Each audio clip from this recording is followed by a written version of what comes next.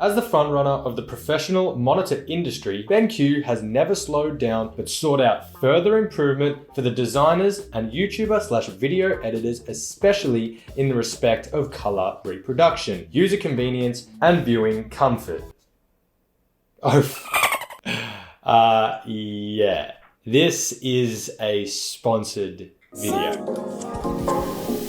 Hey, what's going on, guys? I hope you're doing well. Firstly, Merry Christmas and Happy New Year's. I hope you all had a fantastic time with family and friends over the festive season. I just got back from a 4-day festival, which was actually off its chops. About 2 months ago, BenQ sent me their PD2705U designer monitor. It's 31 inch with 4K resolution and the color accuracy is phenomenal. I'm not gonna stand here though and feed you all the information and specifications about this monitor. There's plenty of other YouTube videos out there to explain it. So if you want to see why this monitor is making me a better designer, I've actually linked the reviewer's guide in the description below. I was thinking long and hard as to how I could actually take the monitor and turn it into a piece of artwork or utilize it in a way that was fun, creative, colorful, combining both photography and design. I came up with an idea, and so I asked Anna to put on some makeup. Coming back from this festival had inspired us to go with a bit more of an 80s themed style, and she had the perfect outfit to suit. Disconnecting the monitor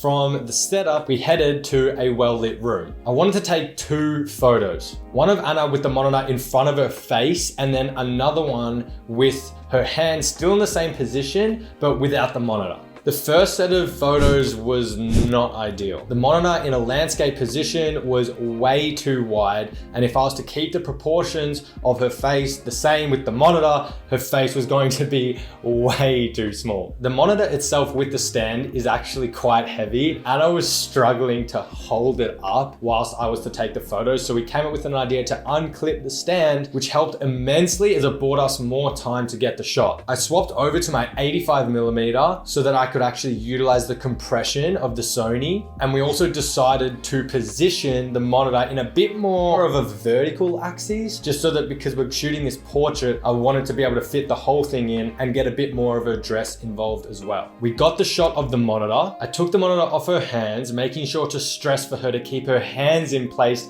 as best as she could, and then give us that Maybelline look that she does so well. After doing this a couple times and some team reviews, we were happy with the shots we had, and it was time to sit down and get illustrated. The first part was to vectorize her entire body, which I underestimated, as per usual, how long it was going to take me. Faces and limbs on top of the crease-like dress she was wearing required me to use a lot of little shapes to outline the detail. It took me about 7 hours all up to complete. Now, when it comes to this monitor, BenQ prides themselves on the color accuracy, and I swear to God, I tried my best to read through the reviewer's guide and try and understand what they were on about so that I at least could have some information to give to you guys in regards to my work and the monitor. But I was so lost, I saw this symbol and gave up. Like, since when does color accuracy overlap with algebra? The idea, nevertheless, was to convey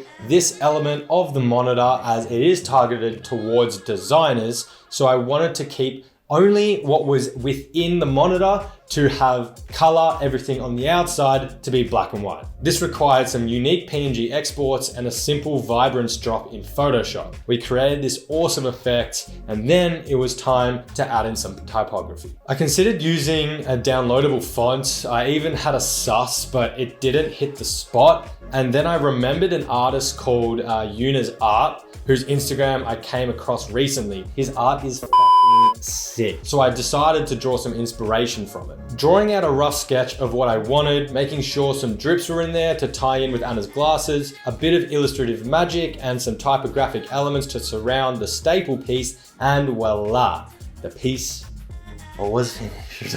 The final outcome, I'm so happy with it. It provides a new age feel towards the company, which has been around since 1984. It combines typography with vectography, and it's just fucking awesome. For the actual monitor itself, I've actually created numerous amounts of illustrations. I've edited a bunch of different photos and done a fuck of gaming, and it's perfect for my work and it's making me a better designer without a doubt. The link to the product is in my description if you want to go check it out. And I just wanted to thank BenQ for this sponsorship opportunity. I mean, you guys know me on my channel. I don't do many sponsorships. I like to grab the opportunity with both hands so I can show other companies how I like to put my own spin. So if you are another company and you want to send your product my way so I can turn it, disassemble it into some fucking cool, creative vector art, then feel free to jump into my DM. And other than that, guys, it's been an absolute pleasure hanging out with you again. Why do I always sound like this? It's been a pleasure to hang out with you guys once again. I've been really busy showing Anna around Melbourne, haven't been too focused on making content, sadly. I wish it was my full-time job, to be honest, but these are always fun to make because I get to do something with the product that I get, as opposed to just fucking jerking off the company and telling you false lies about how good I think it is. Like, I want to believe in the products that I work with, and with this one I do. I hope you guys have a banging start to the new year, and I will see you in the next one.